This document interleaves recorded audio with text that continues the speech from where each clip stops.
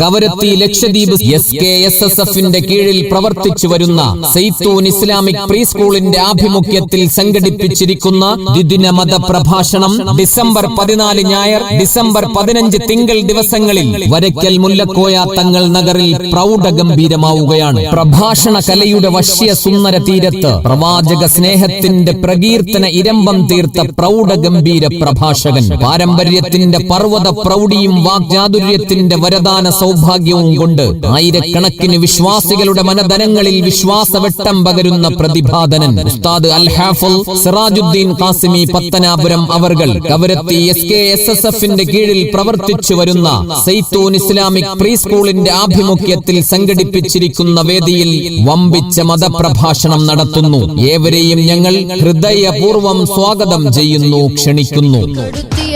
തകരാത്ത പ്രസ്ഥാനമാണിതെന്നോർക്കണം.